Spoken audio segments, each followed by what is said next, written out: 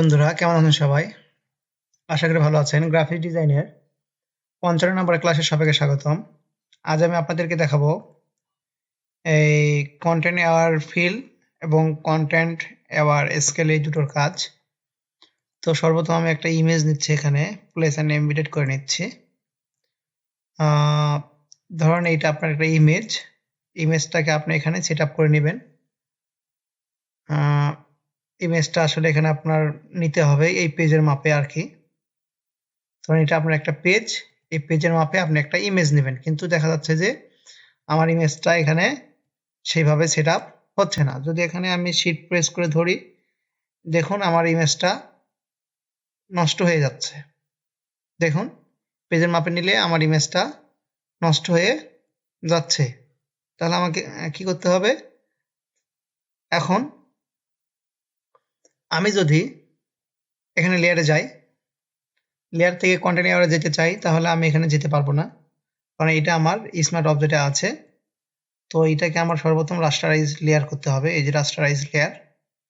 তো rasterise layer করার পর এখন যদি আমি কন্টেন্ট অ্যাওয়ার স্কেল টুলে যাই, তাহলে এখান থেকে আমি যেতে পারবো এবং এই অপশনটাকে আমি এভাবে বাড়িয়ে নিতে পারছি। আচ্ছা, শিফট প্রেস করে ধরে কাজটা করতে হবে। দেখুন, যদিও আমি করতে পারছি কাজটা, তারপরে একটু লক্ষ্য রাখুন ইমেজটা আমার নষ্ট হচ্ছে কিনা। এটা আমার ইমেজ, দেখুন একটু হলেও ইমেজটা আমার হালকা একটু নষ্ট হয়ে গিয়েছে। Control Z. তো এই ইমেজটাকে আমি দুটো নিচ্ছি, কন্ট্রোল জে দিয়ে আরেকটা ইমেজ নিচ্ছি।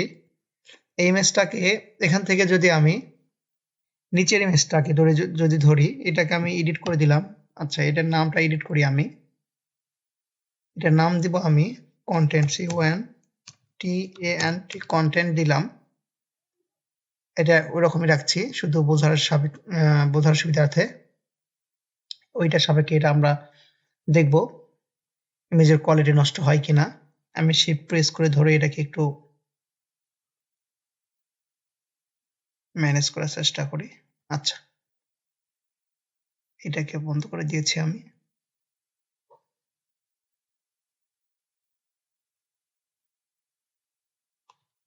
Control Z, control Z, control Z. এটাকে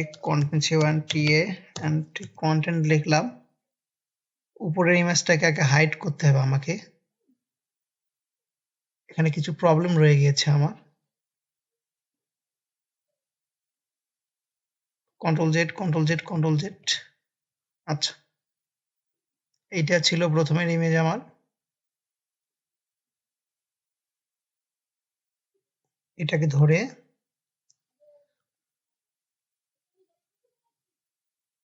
এটাকে প্রথমে আমি একটা কপি করে নেই, হাইড করে দিলাম। এই ইমেজটাকে আমি এখানে রাস্টারাইজ করলাম, করার পর কন্ট্রোল জেড। আচ্ছা, এখন আমি ইমেজটাকে ধরে এডিটে যাই, কন্টেন্ট অ্যাওয়ার স্কেল করলাম, শিফট প্রেস করে ধরে এটাকে আমি এই পর্যন্ত ম্যানেজ করে দিলাম এবং এখান থেকে ওকে করে দিলাম। দেখুন ইমেজটা আমার খুব সুন্দরভাবে ম্যাচিং হয়ে গেল। একটা সিস্টেম হচ্ছে যেটাকে আমি হাইড করে দিলাম। এখানে যে ইমেজটা আছে আমার, এটাকে আমি রাস্টারাইজ থেকে নিয়ে নিলাম।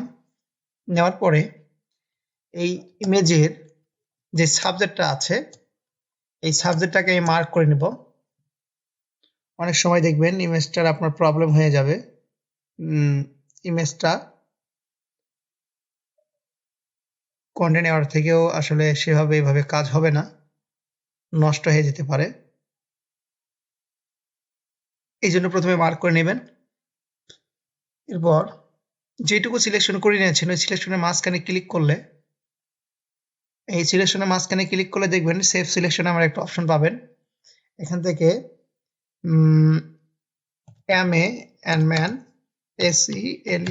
SELECT এই নামটা দিয়ে আমি সেভ করলাম। এখন যদি আমি কন্ট্রোল ডি দেই, কন্ট্রোল ডি দিলে ডিসিলেক্ট হয়ে গেল। এখন ইমেজটাকে ধরে যদি আমি এডিটে যাই, এডিটে গিয়ে যদি কন্টিনিউ আর স্কেলে যদি যাই আমি, তাহলে এখান থেকে আমি নানের এখানে পাবো আমি ম্যান সিলেক্ট। ঠিক আছে, এখান থেকে নানের পরিবর্তে আমাকে ম্যান যে নামটা দিয়েছি আমি ম্যান সিলেক্ট দিয়েছি।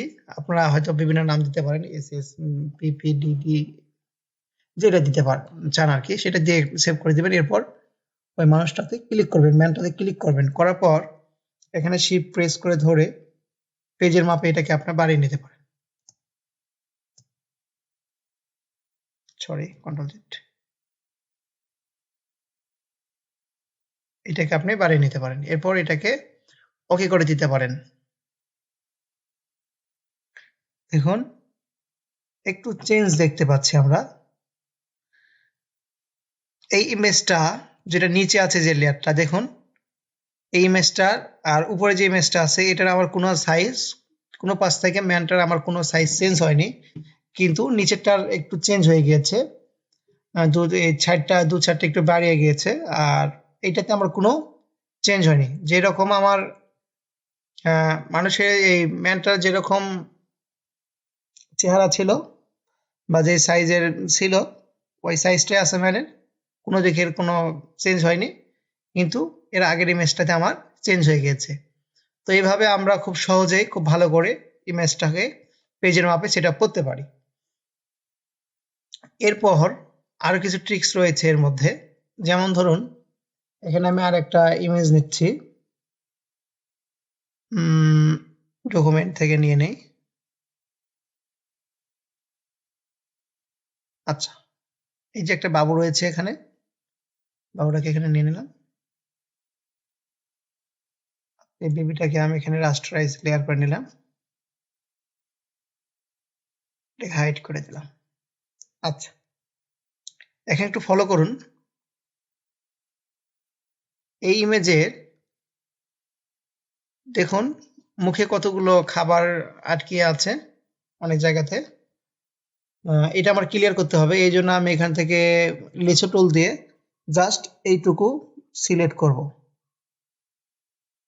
সিলেক্ট করার পর যদি আমি এখান থেকে কন্টেন্ট আবার ফিল করে দেই, তাহলে দেখুন কি হয়। আমি এখান থেকে অ্যাপ্লাই করে দিতে পারি, ওকে করে দিতে পারি। দেখুন এখন কন্ট্রোল ডি দিয়ে দেখি, এই জায়গাটা আমার ওই যে স্পটটা ছিল সেটা উঠে গেছে, কিন্তু এখানে আমার কিছু সমস্যা রয়ে গিয়েছে। এইভাবে কাজগুলো আমরা করতাম আগে কন্টেন্ট আবার ফিল দিয়ে, তবে এই কাজগুলো অন্য কিছু দিয়ে করা উচিত। ঠিক আছে, তো এই কন্টেন্ট আবার ফিলের যে কাজটা আমি বললাম সেটা হচ্ছে এই স্পটগুলোকে আমরা ওইভাবে আউট করি। আর কি ছোট ছোট যে সকল স্পটগুলো আছে, যেমন এই জায়গার স্পটটা আছে, খুব সুন্দর করে ছোট করে ধরে শিফট ফাংশন F5 যদি প্রেস করি, তাহলে আমরা কন্টেন্ট আওয়ারের আর কি টুলটাকে পেয়ে যাই। আমরা এখান থেকে পেলে এখান থেকে আমরা এটাকে আউট করতে পারি। কন্ট্রোল ডি, দেখুন ওখান থেকে আউট হয়ে গেছে। আবার এখান থেকে গিয়েও এটাকে এই কাজ করতে পারি আমরা। ঠিক আছে, কন্ট্রোল ডি, আপনি যেখান থেকে যান যেতে পারেন। শর্টকাট কি হচ্ছে শিফট F5 বা ফাংশন 5। এই যে লেয়ারটা সিলেকশন রাখতে হবে, যে লেয়ারে কাজ করব সেই লেয়ারটার সিলেকশন রাখতে হবে, এটা আমি আগেই বলে দিয়েছি। কন্ট্রোল ডি,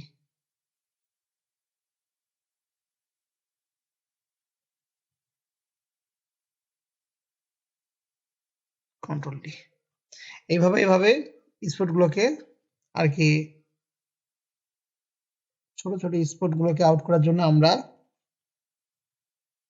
কন্টেন্ট অ্যাওয়ার ফিল্ডটাকে ব্যবহার করে থাকি আর কি।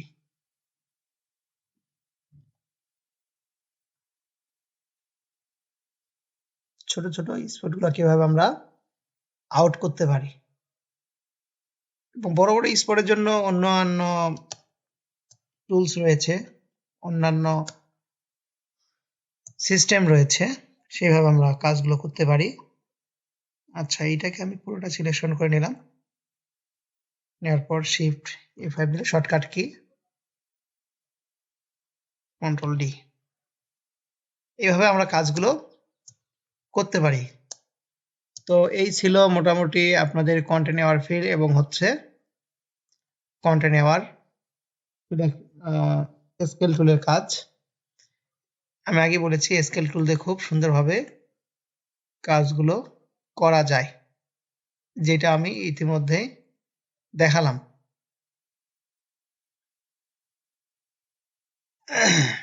তো এই ছিল আজকের ক্লাস। ভালো থাকবেন বন্ধুরা। আশা করি আমার ভিডিওটা আপনাদের ভালো লেগেছে। চেষ্টা করবেন আমার ভিডিওগুলো দেখার জন্য সব। আর ভিডিওতে লাইক অবশ্যই দিবেন যদি ভালো লাগে ভিডিওগুলো। আপনাদের বন্ধুদের মাঝে শেয়ার করবেন যেন তারা এই বিষয়গুলো জানতে পারে। আর অবশ্যই আমার চ্যানেলটাকে সাবস্ক্রাইব করবেন। ধন্যবাদ। যদি কোনো প্রবলেম হয় অবশ্যই আমার চ্যানেলে কমেন্ট করে জানিয়ে দেবেন।